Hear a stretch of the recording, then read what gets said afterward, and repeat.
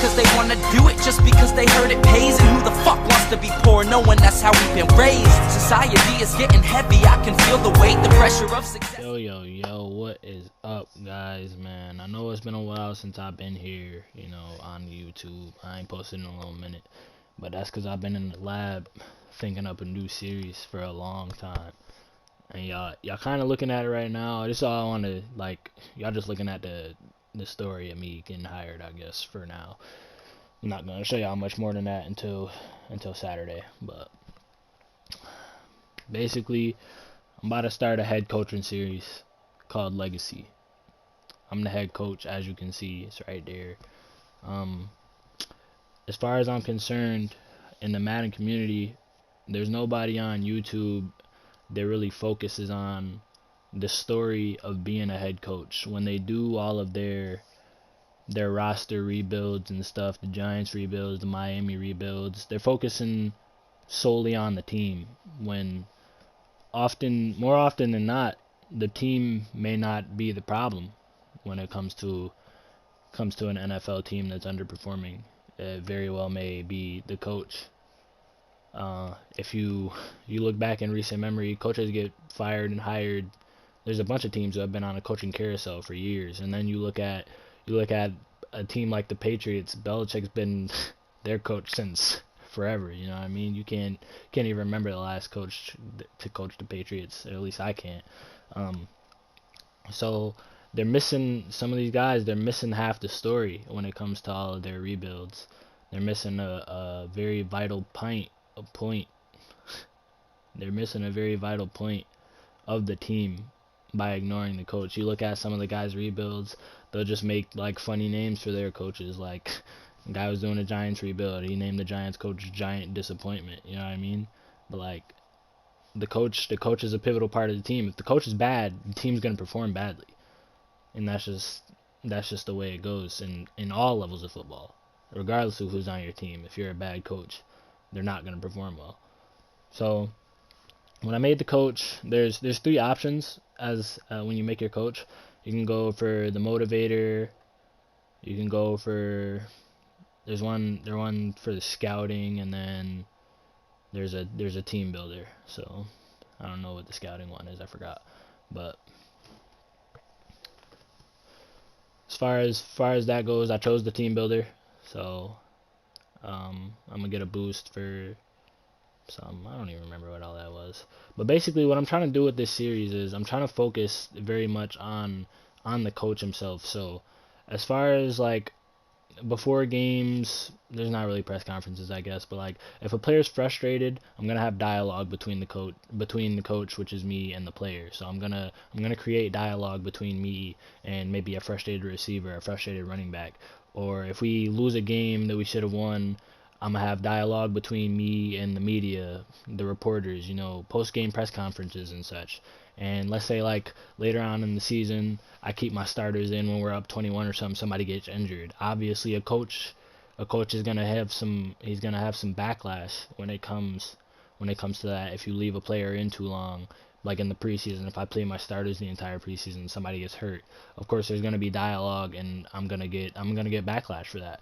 And oftentimes, even people turn off coach firing. I'm gonna turn it off for the first 3 seasons, so I don't get fired, because I'm the Dolphins head coach right now. That's what I wanted to start with. That's how I wanted to begin the series. But I don't want to get fired because they do terrible. You know what I mean? In the first season or the second season, nothing like that. Before I can get some time to get the wheels turning. But as far as the roster goes, I had to start it in the preseason with the rosters as such as they started in the actual NFL preseason. Because if I had started with updated rosters like Kenny Stills and Laremy Tunsil already got traded, I wouldn't have gotten the picks for those trades. So I would have just lost key players and got nothing in return. So I didn't want to start it that way. And I didn't want to start it in NFL Week 6 with the current roster, because then it would be Brian Flores got fired mid-season, and we'd already be 0-6, I think, or 0-5, whatever their record is. I don't want to start it that way. But when I go through the season, I really wanna. There's gonna be emphasis on interaction. It's not gonna be all purely gameplay and stuff like that. Like I said, if somebody's frustrated, there's gonna be a scenario that pops up on my screen that lets me know, hey, this player is frustrated, and I'm gonna go create dialogue for a conversation between me and said player and how we're gonna work it out, da da da da, da, etc. etc. Now, if I help the frustrated receiver with their goal for that game, then obviously the feedback afterwards is going to be positive, and then the dialogue is going to be positive. But if I don't, they're going to come back even more frustrated, of course, because why wouldn't they be like, yo, you told me you was going to get me the ball, you ain't get me the ball, bro, what's going on? So that's just what I want to go, like, I want to really emphasize the dialogue part of the franchises, because that's one thing that I feel like EA is missing when they look at franchise mode.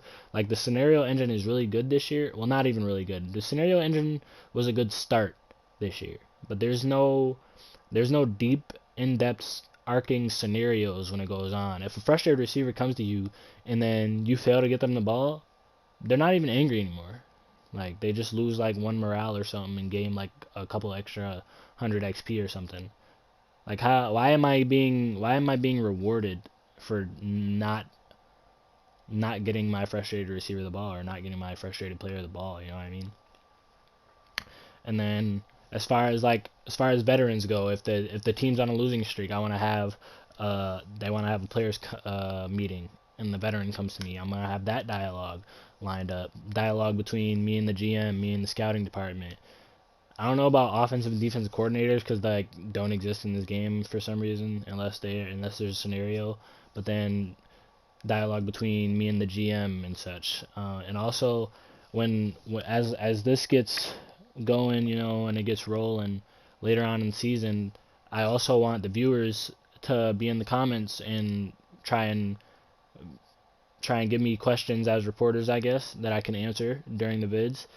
And you guys want me to trade for somebody? Like, if there's a hole, somebody gets injured, oh, you can bring in this player to fill that hole until this guy's back, such and such, like that. Like, you guys are going to be a big part of this series. Like, I'm going to need, because obviously this is what I'm doing it for. I'm doing it for you guys. So obviously, if someone gets injured and I'm like, oh man, I need suggestions on what player to go bring in, or who to start here, or which rookies to keep and whatnot. And then everybody, like, the big point in this rebuild, I guess, because I don't know how long I'll be on as the Dolphins head coach. You know what I mean? I really don't know how long that's gonna go on. So the big thing here is pretty much the quarterback situation. I want to go with Josh Rosen the entire way, but if he stinks, obviously I'm gonna have to look, you know, elsewhere as far as that goes. And I named the series Legacy for a reason. There's a legacy leaderboard in Madden, and at the top of the leaderboard, of course, is John Madden. So I named it Legacy because I'm pretty much chasing John Madden's ghost, I guess, if that's what you want to call it. So that's gonna be a big point in the series too, as time goes on and I start to climb that legacy leaderboard. Reporters are gonna ask about that connection between me and Madden, me and all the other all-time great coaches. But as far as that goes, like, I just wanted to, like, let you guys know the direction I'm trying to head with this series before I just start throwing videos out there and everyone's just like, oh, this doesn't look like the traditional rebuilds, you know, that other YouTubers do. So thank you guys for watching, man, and hopefully this is gonna get supported really well. Like, comment, subscribe. Give me all the feedback in the comments. Like, I really want you guys to give more feedback in the comments. I need to hear what you guys are thinking based on the videos, you know, if anybody even makes it this far.